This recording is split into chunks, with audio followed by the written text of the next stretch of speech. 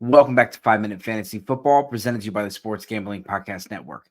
I'm your host, Dave Heilman, and this is the 2024 Las Vegas Raiders episode. We're going to talk about the quarterback competition. What do we expect from this backfield? And of course, how does the quarterbacks affect Devontae Adams, Jacoby Myers, and the new tight end, Brock Bowers? And before you do that, make sure you go to Underdog Fantasy, use promo code FFSGPN so they know we sent you. Right now, Underdog has the higher or lower for the season-long pick'em for Gardner Minshew at 21.5. So in the comments, do you say higher or lower than 21.5 passing touchdowns for Gardner Minshew in 2024? The money is currently going on the higher. Where do you land? So let's look at it. I got Mike Clay's projections pulled up. I got Sleeper's ADP. And let's look at the quarterbacks. So Gardner Minshew, Mike has it split basically down the middle. Gardner Minshew starting 9 games, Aiden O'Connell 8. Aiden is he's the incumbent. He took over the job last year and played pretty well, especially for a rookie with a head coach change. Did not expect to play, and he also was a 5th-round pick. But Gardner Minshew got a ton of money, $25 million. That's a lot of money. 15 million of that is guaranteed. Money talks. I know coach speak can be confusing, but it's hard to feel like this team paid that much money and is not going to have Gardner Minshew at least start the season as their quarterback. He went from the Jags to Philly. He played okay, a couple starts in Philly, but last year he followed Shane Steichen over to Indy, and it rewarded him massively with the contract. But he played really well. He was one 4th down conversion away from making the playoffs, and turning a 4-win team into a playoff team would have been pretty miraculous. And so they have him projected not even close to this 21.5 number. So they're telling you to pick the lower. He's got 2,149 yards for Minshew, 10 touchdowns, 7 interceptions, on the ground, 100 yards and 2 TDs. Aiden O'Connell, he's got 1,922 yards through the air, 9 TDs, 6 interceptions, and he's got 75 yards and 1 TD on the ground. He's got them projected to finish as QB 32 and 33. They're coming off the board right now as QB 35 and 37. So you really are not looking at them as potential candidates at all in your one quarterback leagues.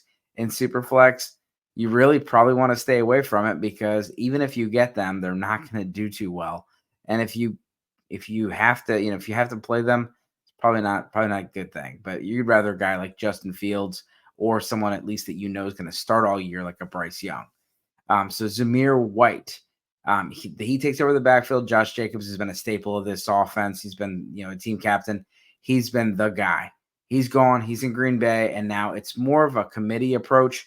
Zamir White, he's not really a pass catcher. He's more of a first down, ground and pound, big back. We'll see if he can stay healthy going back to his high school days.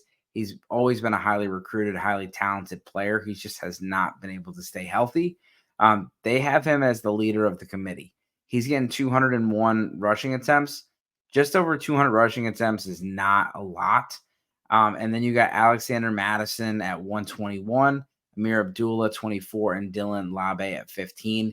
So that does not put a lot of confidence in Zamir White being, a bell cow that people are expecting. It still gets him 867 on the ground with 5 rushing touchdowns.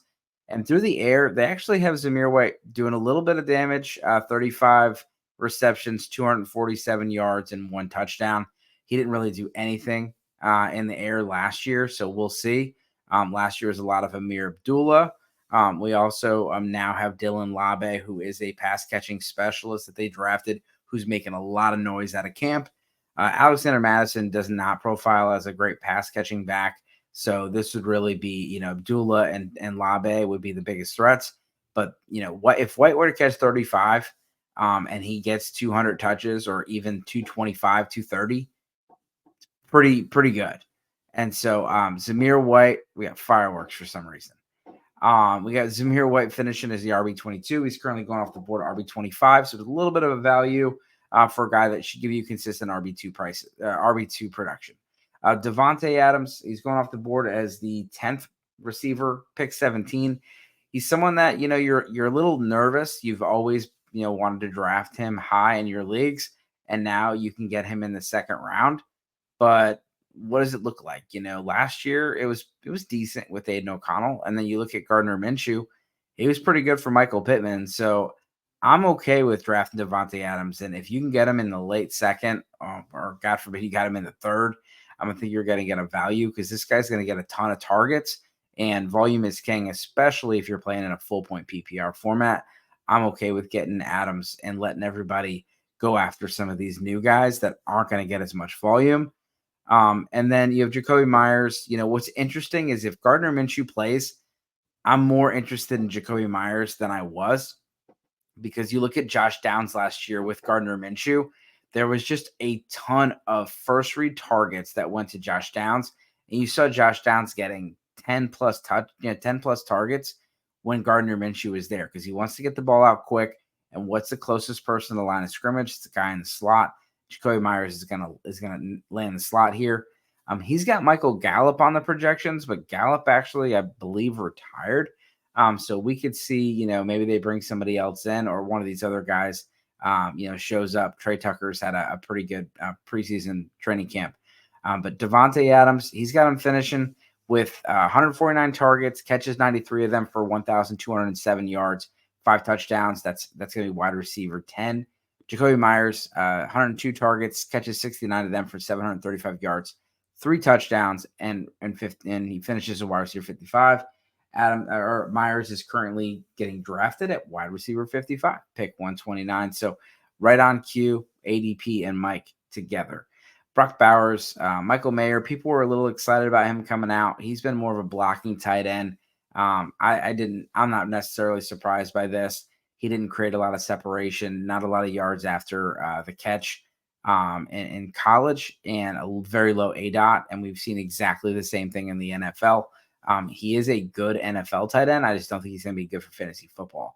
And so Brock Bowers was kind of a best player available, fell to them, and they were able to get a blue chip player sitting at, the 13th pick or something like that. And so they got him 86 targets, 57 of them. He's catching 57 of them, 653 yards, 4 touchdowns for a tight end 12 finish. I know that Sam Laporta and Dalton Kincaid and Tucker Kraft and some of these other rookies really got us excited, but rookies don't tend to jump off like that. It usually takes a year. It takes 2 or 3 years for them to cook. So we'll see if Brock Bowers can be one of those guys. I mean, he's the best tight end prospect since Kyle Pitts, and Kyle Pitts had 1,000 yards his rookie season. And before that, the best prospect before that was Noah Fant, and he didn't do much. And before that was OJ Howard, and he didn't do anything. And so we'll see. Hopefully Brock Bowers is legit. And this Raiders offense, again, the questions at the quarterback position are another reason why there's some pause. And if he ends up finishing as tight end 12, you're drafting him at tight end 9. You're overdrafting him, and he's probably not going to be a consistent option with that production. 57 catches, 653 yards, and 4 touchdowns. Split that up for 15, 16 games. It's not that exciting, and there's definitely better options that you can get around that same price. So this is 5 Minute Fantasy Football. That's your Las Vegas Raiders. As always, good luck this season.